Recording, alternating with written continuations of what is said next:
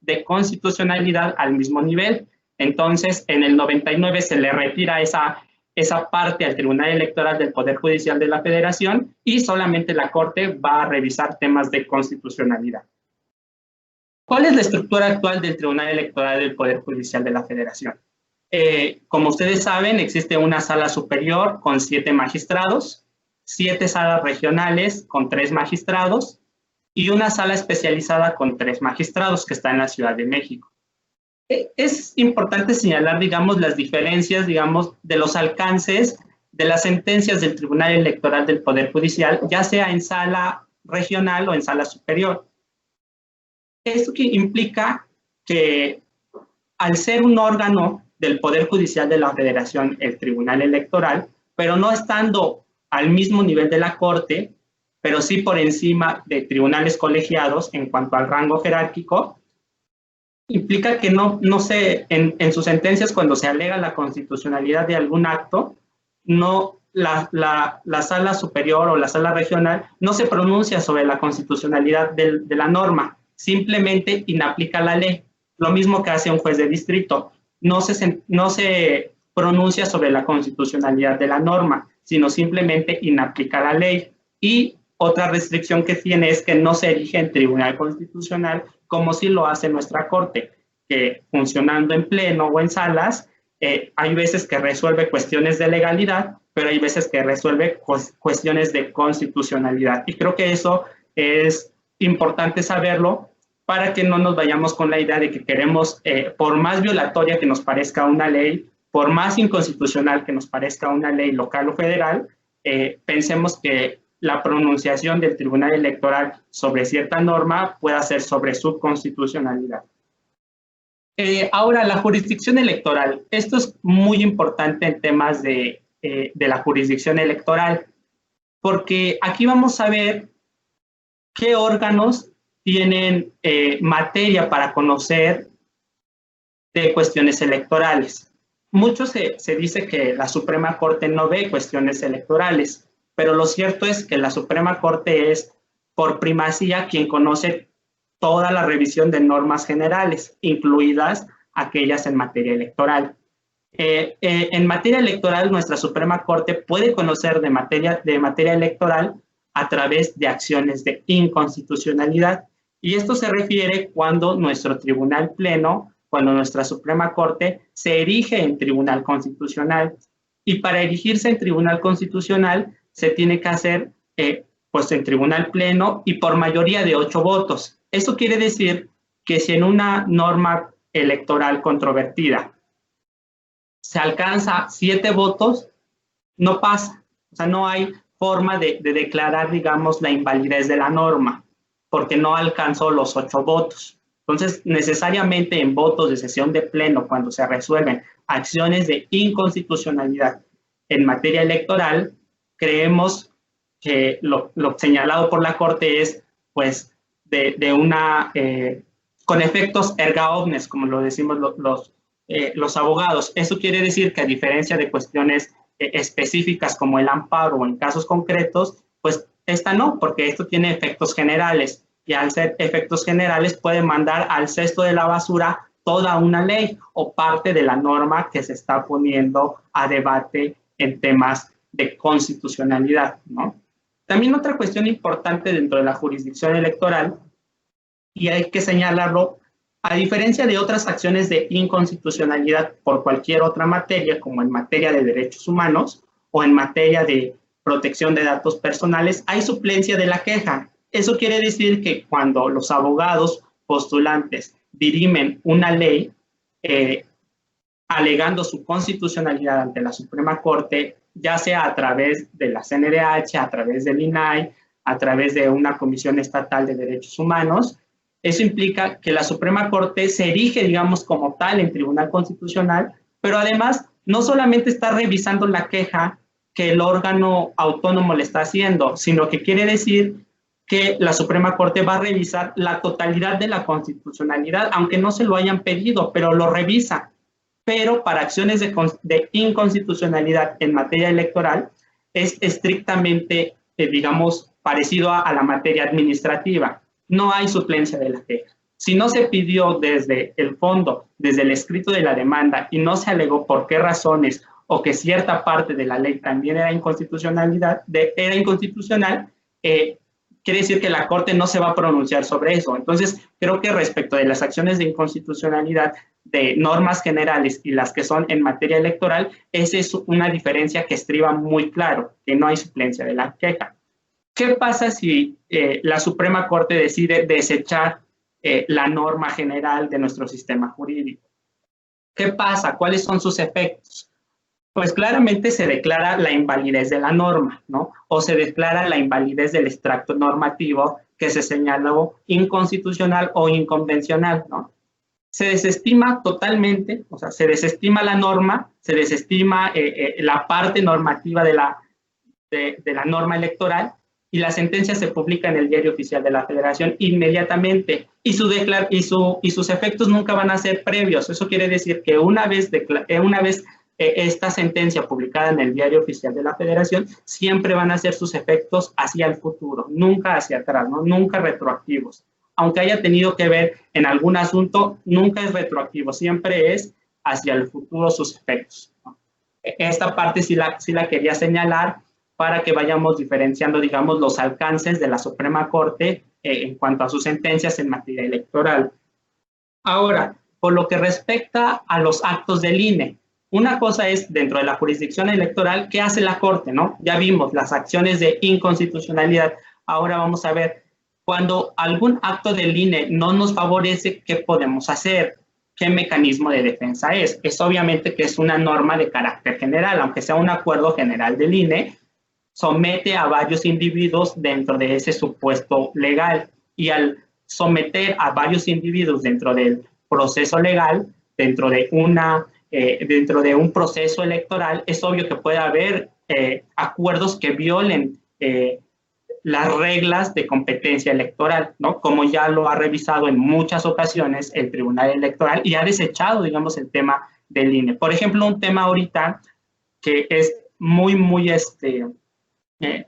novedoso ahorita es el tema de la reelección legislativa. ¿Por qué? Porque las leyes, como ustedes lo saben, las leyes electorales solamente se pueden modificar 90 días antes de iniciar el proceso electoral. Eso con el fin de otorgar certeza jurídica. En el caso actual, nosotros no tenemos forma, digamos, de que alguna de las cámaras pueda ahorita reformar la ley para dar más certeza a la reelección legislativa, a la reelección de ayuntamientos, a este tipo de figuras que son muy novedosas y que van a iniciar, digamos, a competir durante este proceso electoral. Entonces, ¿qué es lo que hace el INE? El INE acaba o está haciendo un proyecto de acuerdo general para que todo aquello que la ley no pudo revisar durante estos 90 días previos al inicio de la jornada electoral, que me parece empieza el 7 de septiembre, por no haber generado certeza jurídica dentro de estos 90 días, el acuerdo general del INE va a ser respecto de cómo se van a subsanar estos temas de lagunas dentro de la ley electoral para otorgar certeza jurídica, y esos recursos van a afectar a todos en la competencia, y esos recursos o esos acuerdos generales se pueden atacar a través de recursos, ¿no? Ante el Tribunal Electoral. Y se les llama recursos cuando son temas del INE, por eso y recursos en términos constitucionales, aunque después la ley los llama de manera indiferente. Y contra temas contra acuerdos del Tribunal Electoral, contra sentencias del Tribunal Electoral, son juicios, ¿no? Su nombre es juicios. Entonces, la Suprema Corte, por jurisdicción electoral, solamente conoce de acciones de inconstitucionalidad, el INE conoce de recursos, y el Tribunal Electoral del Poder Judicial de la Federación conoce ya en manera, digamos, muy judicializada de juicios electorales. Ahora, aquí hay un tema que yo siempre pongo a debate y creo que habrá alguna diversidad de criterios. Hay quienes señalan que las decisiones del Tribunal Electoral, sea en salas o sea en salas regionales o en salas superiores, son estrictamente legales. Y hay quienes consideran que son estrictamente políticas. Yo creo y soy de la idea que es como tal una política judicial, porque aún las decisiones jurídicas, las decisiones deben de estar vinculadas, digamos, con cierto matiz jurídico de legalidad. Pero si una decisión política se quiere judicializar, se tiene que justificar con medios legales. Entonces, por ejemplo, en Estados Unidos ha venido mucho el debate de que ya existe una política judicial en Estados Unidos. Y en México, pues se dice no, o sea, el tema es muy legal, muy jurídico. Yo soy de la idea que no, que es un tema de una política judicial y en ese sentido los jueces también hacen política. Pero esa es una percepción, digamos, desde la academia, ¿no? La nulidad electoral.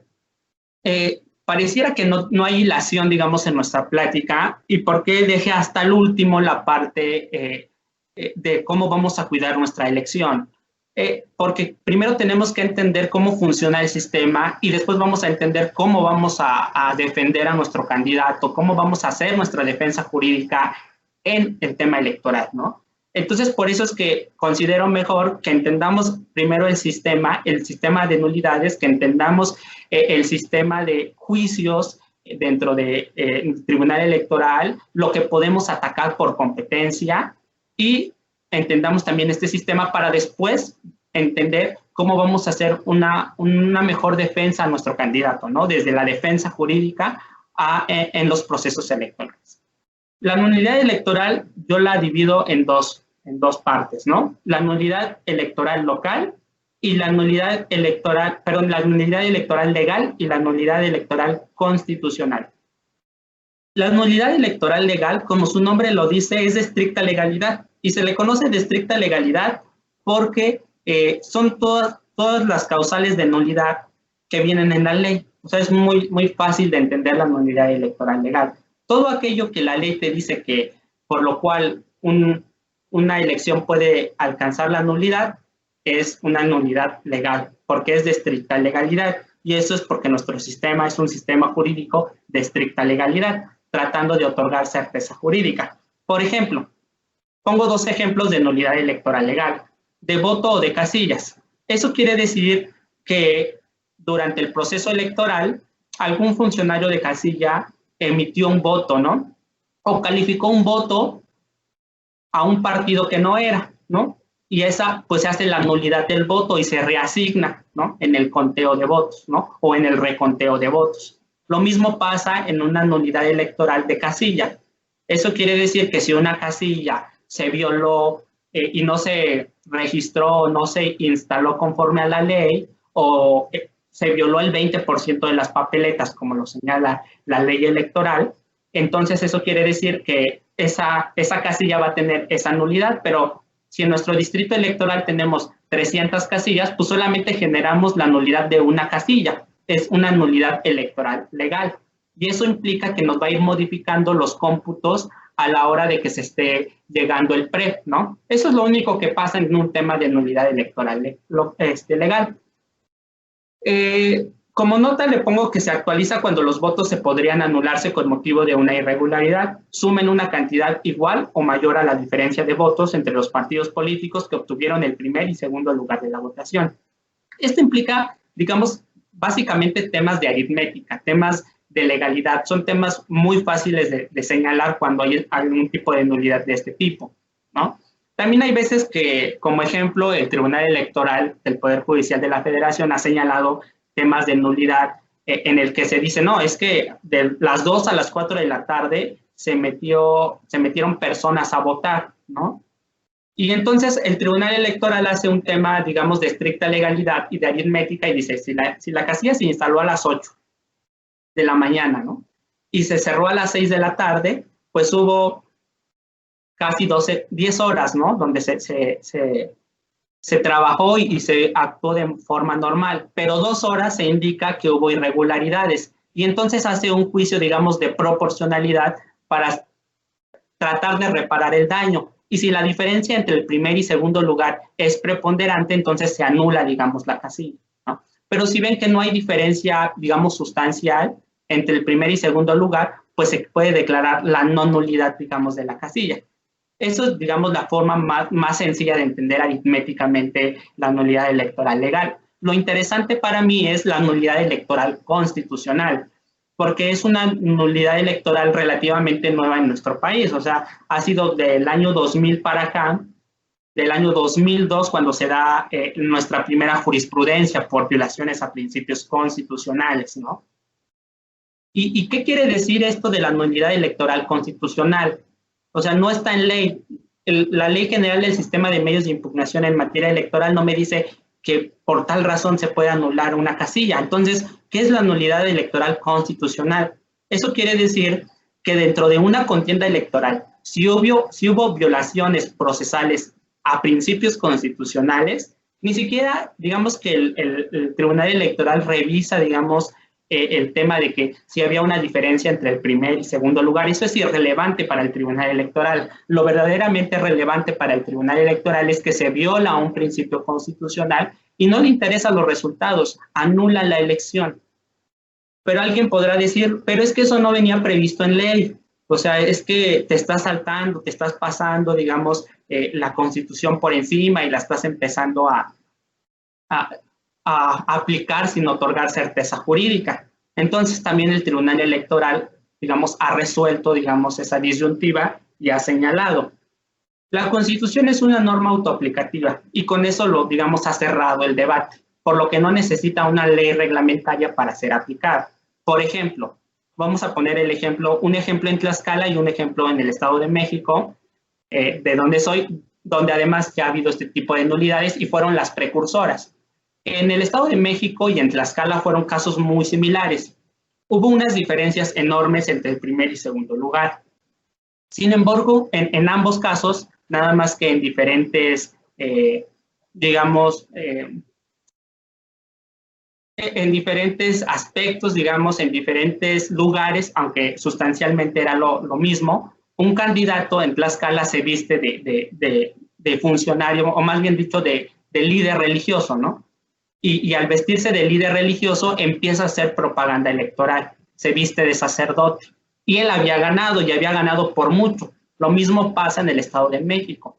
Por ahí como en el 2012, en el 2013, en el caso de Tlaxcala fue de 2002, en la jurisprudencia 39/2002. En el caso del Estado de México fue como por 2012, que por cierto es el estudio, digamos, más que ha sacado el Instituto de Investigaciones Jurídicas en temas de materia electoral, porque en el del Estado de México sí hay como tal un pronunciamiento del Tribunal Electoral de lo que es la Constitución como norma autoaplicativa. Y también de igual forma el candidato se viste de líder religioso, de sacerdote, y aparece durante la campaña aparece en una obra teatral, pero además en una obra teatral donde había muchísimos asistentes.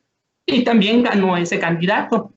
Entonces el Tribunal Electoral no, digamos, no entró al fondo del asunto diciendo que si había ganado por el 50%, por el 40%, que si había una diferencia entre el primer y segundo lugar no mayor al 1%. O sea, ni siquiera entró a ese tema de legalidad, digamos, sino simplemente agarró y dijo, hay una violación al 130 constitucional, ¿no? Y al violarse un principio constitucional, no podemos decir que porque no lo prevé la ley, no vamos a anular la elección. La tenemos que anular porque está violando directamente un principio constitucional. Y entonces es cuando el Tribunal Electoral dice, pero también hay un debate, ¿tengo yo forma de hacerlo o no? Porque la ley expresamente no me lo está poniendo como una violación. Entonces es cuando señala, bueno, pues es que la Constitución es una norma autoaplicativa. Y entonces, al ser autoaplicativa, no necesita una ley reglamentaria para ser aplicada. Y entonces hace una interpretación y deja sin efectos esos procesos electorales locales. De igual forma, ¿verdad? Se anulan, digamos, las elecciones, se anula el tema electoral, perdón, porque está borrando algo en mi pantalla. No sé si me siguen viendo ustedes o siguen viendo la presentación.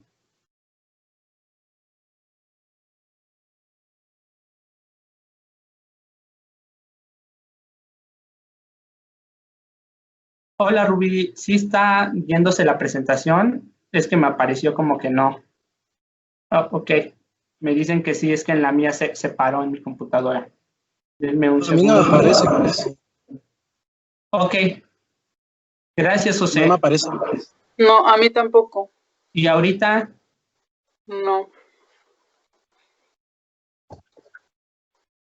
Okay. No, Todavía no. No ve nada.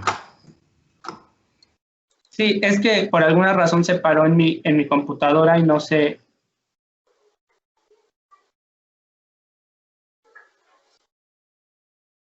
Bueno, mientras seguimos platicando en lo que reinstalo el tema, entonces el tema, digamos, de la violación constitucional dentro de estos sistemas, o más bien desde nuestro sistema jurídico, es que el Tribunal Electoral revisa eso, pero además lo revisó en segunda instancia, porque los tribunales electorales locales se lo habían invalidado y los quejosos lo llevan al Tribunal Electoral y el Tribunal Electoral confirma las sentencias, pero además de confirmar las sentencias, las amplía y entonces ya es cuando señala que la Constitución es una norma autoaplicativa y entonces digamos que eso implica un tema bastante importante para nuestro sistema jurídico, porque ahora entendemos las unidades electorales no solo a partir de la estricta legalidad, sino también a partir de la estricta constitucionalidad. ¿Ya se ve?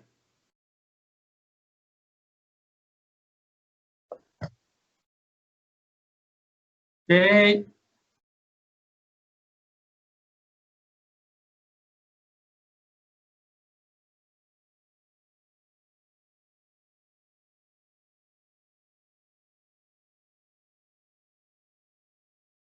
Bueno, voy a seguir con la presentación. No sé si se alcance a ver. A mí me sale que sí se ve o que sí la están viendo ustedes. se ve. No sé si... Yo sí la veo. Ok, perfecto, gracias. Perdón con estos. Entonces, bueno, quise señalar aquí un tema de nulidades legales que no son, digamos, sustanciales, pero que nos pueden servir como un parámetro de lo que puede ser el tema de la nulidad electoral legal, porque es con el que más estamos familiarizados. Por ejemplo, está la instalación de la casilla en un lugar distinto al señalado por el Consejo Distrital o el Consejo Local, según corresponda, ¿no? Son temas de nulidades, la verdad, legales. Yo los puse solamente como ejemplos porque yo sé que muchos de ustedes están en este medio electoral, en este medio de estrategias, en este medio, pero creo que nos puede seguir abonar para robustecer nuestra plática. Realizar sin causa justificada el escrutinio y cómputo en local diferente, también puede ser causa de nulidad, ya sea para la casilla, y de igual manera recibir la votación en fecha distinta a la señalada para la celebración de la elección. Ese tema, digamos, es muy importante porque nos puede permitir que una elección, ya sea en casilla o en votación, digamos, dentro del conteo de votos, nos puede mover los números, ¿no? Recibir la votación por personas u órganos distintos a los facultados por la LEGIPE o impedir el acceso de los representantes de los partidos políticos o expulsarlos sin causa justificada. Son violaciones muy claras, ¿no? Entonces, pues solamente lo señalo como un tema para reforzar el tema de cuestiones de legalidad. Continuamos con los mecanismos de defensa. Yo puse todos los mecanismos de defensa en materia electoral, pero los pongo de manera enunciativa porque pues sé que es muchísimo el tema del recurso de revisión, el tema del recurso de apelación, de inconformidad, pero sí para que nos acordemos de nuevo de qué trata cada recurso, ¿no? Cada juicio. El recurso de revisión, como lo señalábamos al principio, es para atacar todos los actos y resoluciones del INE y veamos que esos actos estén conforme a la ley y se garantice su legalidad, ¿no? El recurso de apelación garantiza la constitucionalidad y legalidad de actos y resoluciones de la autoridad federal, exclusivamente en materia federal. El juicio de inconformidad, este es un juicio, digamos, que en primera instancia revisa, digamos, el tema a las resoluciones de la autoridad federal del presidente de la República. Recordemos que para presidente de la República es uninstancial y para senadores y diputados puede ser biinstancial. El recurso de reconsideración, este es contra sentencias, ya es estrictamente contra actos del Tribunal Electoral, contra sentencias de salas regionales en juicios de inconformidad contra elecciones de senadores y diputados, o las asignaciones plurinominales que da el Consejo General del INE de ambos, ¿no? Entonces, si el Consejo General del INE a través de la media aritmética y el resto mayor asigna a alguna fórmula a la que nosotros consideramos que no le alcanzaba para tener algún diputado o senador plurinominal, contra eso podemos atacar, ¿no? A través del recurso de reconsideración. El juicio de protección de los derechos político-electorales, que lo pongo, aunque no se utiliza mucho, digamos, ya durante el tema del proceso electoral. Se utiliza poco si no le dieron la candidatura por candidatura ciudadana, temas de ese tipo, o si no estaba en la lista nominal de electores.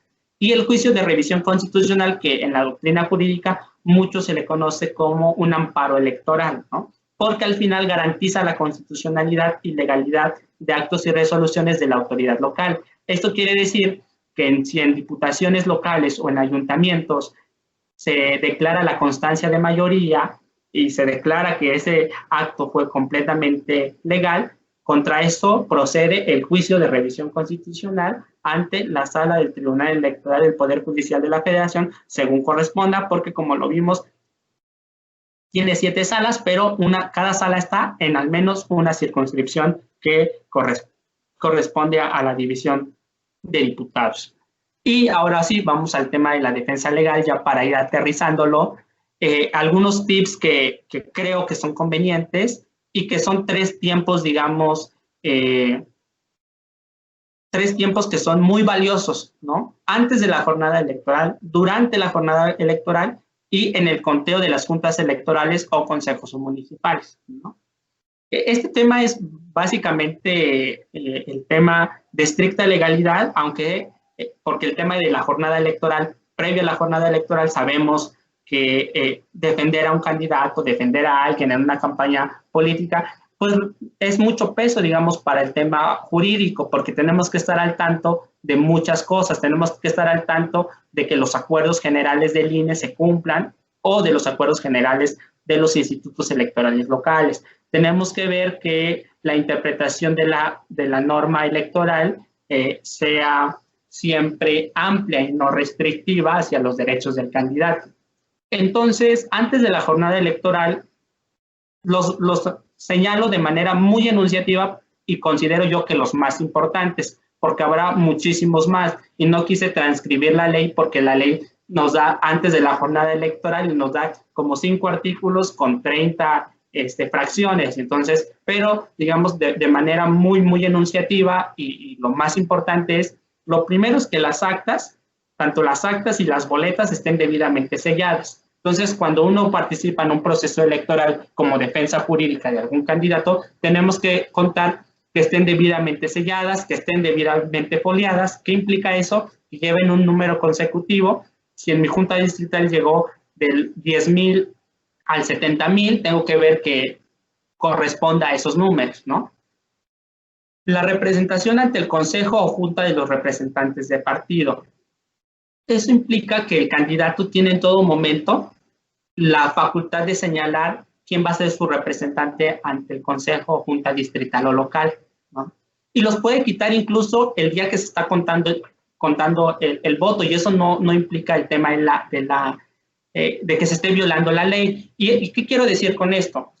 Yo como candidato representé o nombré a alguien como representante de partido de mi fórmula ante una junta distrital, pero si veo que no le está echando ganas o que algunos acuerdos de la junta distrital o del consejo, de la junta o del consejo, según sea el caso, pues nos está pegando, digamos, como candidato, pues yo puedo quitarlo. Incluso a la hora del conteo, el primer domingo de la elección, cuando se empiezan a llegar los paquetes, yo puedo quitar ahí a mi representante de partido y me lo tiene que respetar, el consejo o la junta, el presidente del consejo de la junta, porque es mi derecho. Y eso sí es importante que lo sepan, porque hay veces que dentro de las estrategias de cada candidato, de cada contendiente electoral, pues está, digamos, de alguna forma comprar, digamos, a los representantes de partido de nuestros contrincantes, ¿no? Entonces creo que esa parte es muy importante porque es una parte medular en todo proceso electoral.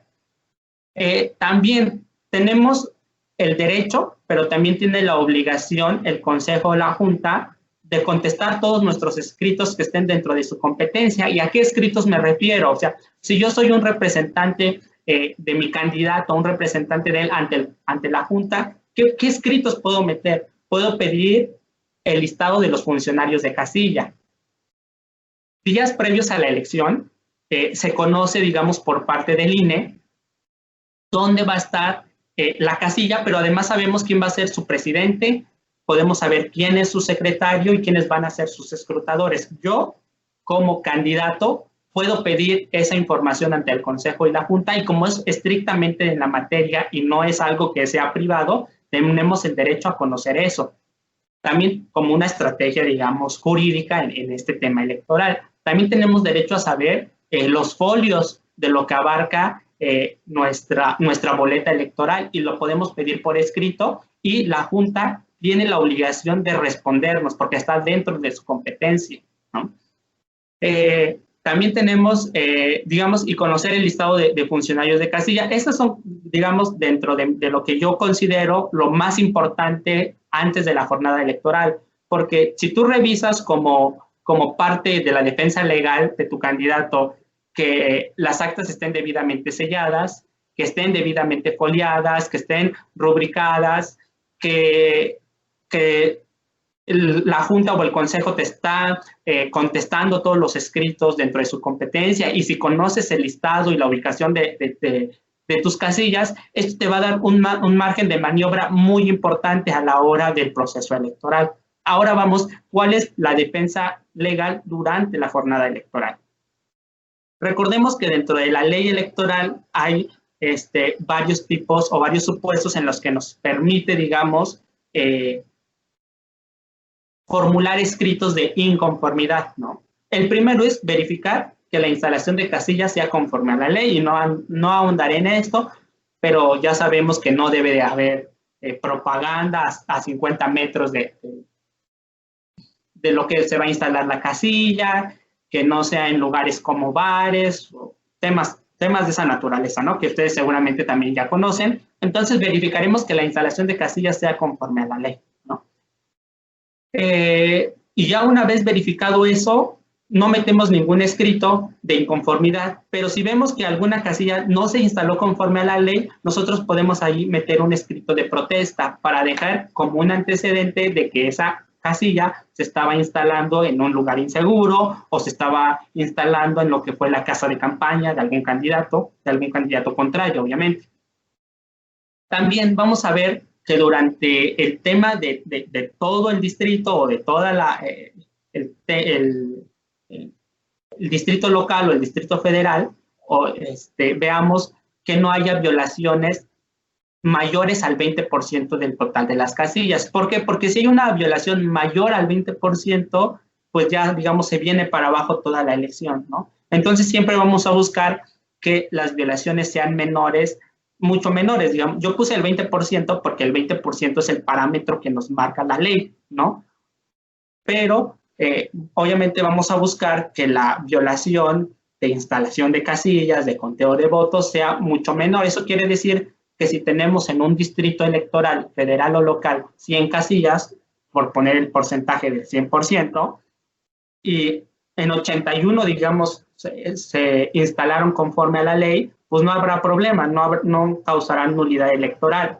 Pero si vemos que 79, solamente 79 se instalaron conforme a la ley y 21 se instalaron fuera del lugar, y hubo otro tipo de irregularidades, sabremos que esa elección caerá por nulidad electoral, por una nulidad electoral legal además, ¿no?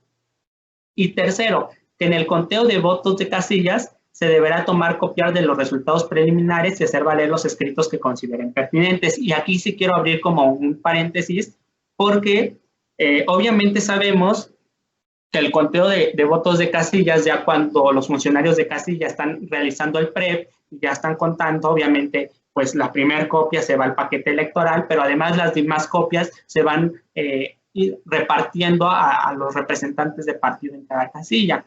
Pero además, yo como representante de casilla, es mi oportunidad que tengo para hacer valer que yo vi que alguien fotografió su voto dentro de mi casilla, ¿no? Entonces, puedo señalar esa incidencia. ¿Y por qué es importante esta incidencia? Esta incidencia solamente va a tener un margen de validez durante el conteo en la Junta Electoral.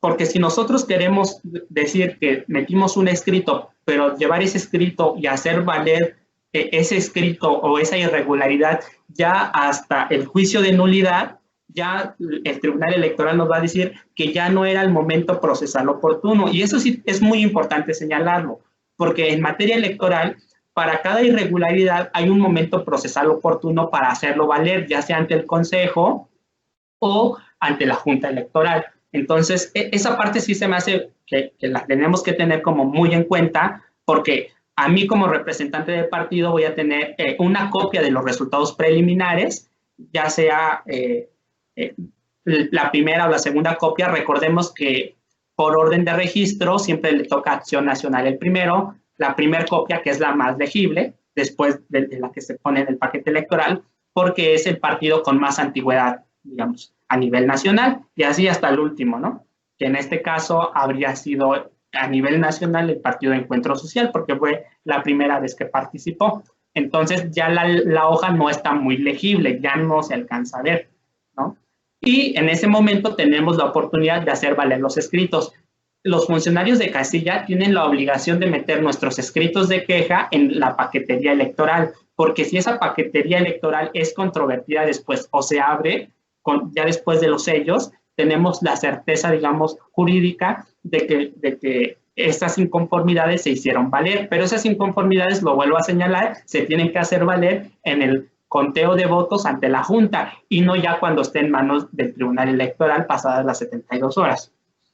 Y la tercera parte que yo considero es después de la jornada electoral, pero solamente después de la jornada electoral de que termina. Eso quiere decir a las 6 de la tarde. No, ya cuando el paquete electoral se está yendo a las juntas distritales, locales o federales o ante los consejos municipales, ahí es, digamos, desde mi punto de vista, el verdadero trabajo de la defensa legal de un candidato. ¿Por qué? Porque está en sus manos evitar que ese proceso se vaya hasta el Tribunal Electoral y nos cueste más. Si estamos defendiendo una campaña local, pues vamos a evitar que se vaya al Tribunal Electoral de nuestro estado. Pero si estamos defendiendo también una campaña federal, vamos a evitar que eso se vaya hasta el Tribunal Electoral Federal. Entonces, ¿qué es lo importante hacer aquí? La ley nos señala que se puede permitir el voto por voto, el conteo 100% de las casillas, pero siempre y cuando la diferencia entre el primer y segundo lugar sea menor al 1%. Eso es lo que señala la ley. Y eso aplica para todos, tanto locales y federales, digamos, se va recapitulando, se va redistribuyendo en materia local. Entonces, yo puedo pedir como funcionario, como representante de partido, si la diferencia entre el primer y segundo lugar en el PREP me dice que es menor al 1%, no necesito agotar y no necesito irme hasta el Tribunal Electoral. Ahí mismo puedo formular el escrito ante la Junta Electoral, distrital o federal, o ante el Consejo Municipal, decirle, hay una diferencia menor al 1%. En este momento te hago valer que hagas una vez el conteo de toda la paquetería electoral. Y sabemos que ese es un gran trabajo, digamos, en materia jurídica, porque contar todo, pues no hay una forma de parar. Una vez iniciando el conteo de votos o el reconteo de votos total de una junta distrital, se fija la hora, se fija el día, pero una vez empezada no se puede parar. Eso quiere decir que si dura 72 horas o 96 horas, hasta que se agote, no puede haber 24 horas y luego hay una hora de receso, no. Las 96 horas se van de corrido, ¿no? Lo que sí podemos hacer como estrategia es cambiar, ir rotando a nuestros representantes de partido, porque obviamente sería inhumano que alguien aguantara 96 horas en el reconteo de votos, ¿no? Pero se tiene que hacer valer ahí. también se puede hacer valer ante el Tribunal Electoral, pero el momento procesal oportuno para este tipo de recorteos es aquí. De igual manera, si aquí una casilla electoral también hubo el tema del -1% entre el primer y segundo lugar, o hubo alguna violación, podemos formular en ese momento nuestro escrito ante la Junta Electoral y hacerle valer que queremos un recuento de votos exclusivamente de esa casilla, porque para evitar, digamos, agotar este tema ante el Tribunal Electoral. Y yo siempre he sido de la idea de que evitar, digamos, no solo en materia electoral, sino en todo tipo de controversias legales, los temas de juicios, porque siempre he sido partidario de que podemos resolver a través de otras formas de resolución de controversias, y creo que en materia electoral sería algo muy bueno que este tipo de cuestiones se agotaran en las juntas electorales. Tema diferente sería que la junta local, distrital o federal nos dijera que no, o nos dijera no soy competente, entonces ahí sí nos veríamos obligados a votarlo al Tribunal Electoral para un recuento de votos, pero siempre y cuando los presidentes, que además está dentro de sus funciones, no lo permitan, pues sí, pero si no lo permiten, estaríamos atacando un acto de la Junta distrital, local o federal para un recuento de votos. Y con esto terminaría mi participación.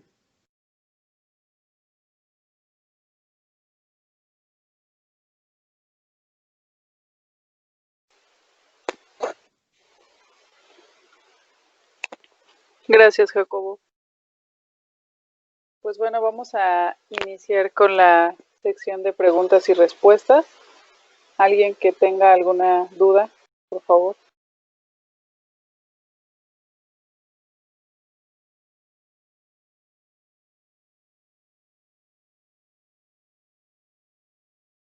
Nadie.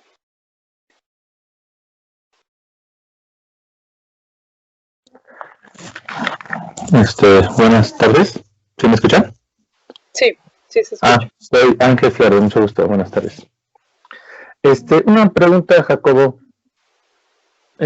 Así me llamó la atención de que dices que el momento ideal para hacer valer el escrito de conteo de voto por voto es antes de que llegue al Tribunal Electoral. ¿Es correcto? Sí, sí. Es el momento procesal oportuno siempre y cuando la diferencia sea menor al 1%, porque es el margen que nos otorga la ley. Si fuera mayor al 1% y además alegamos diferentes violaciones, necesariamente tendríamos que agotarlo hasta el Tribunal Electoral, ya sea local o federal, según sea el caso. Pero si es menor al 1%, la ley nos permite esta holgura de atacarlo dentro de la misma junta distrital, local o federal, o ante el Consejo Municipal, según sea el caso. Ok. Menor al 1%, ¿verdad? Ok. Bueno, esa era mi pregunta. Muchísimas gracias. Muy bien. ¿Alguien más?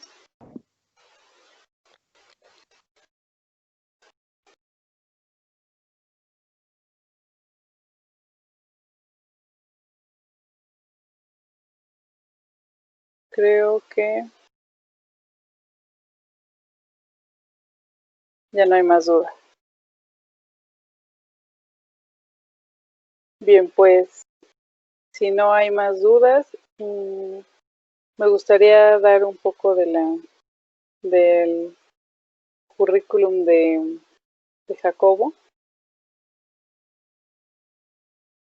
Permítanme.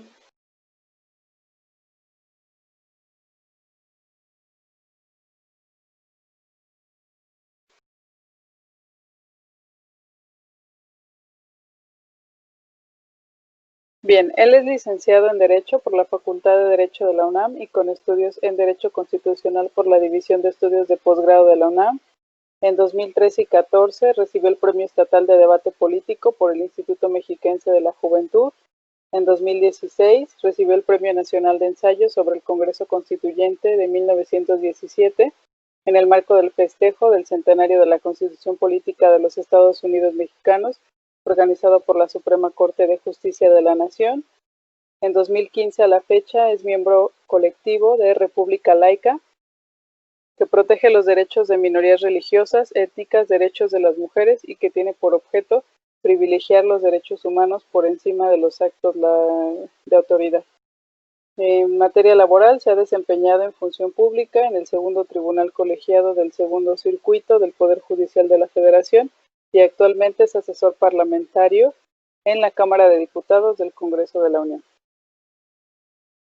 Muy bien, bueno, pues vamos a dar por concluida esta charla, no sin antes recordarles que en el chat de este conversatorio se dejó un link para que evalúen a esta ponencia. Agradecemos su participación y la de Jacobo. Hasta luego, buena tarde.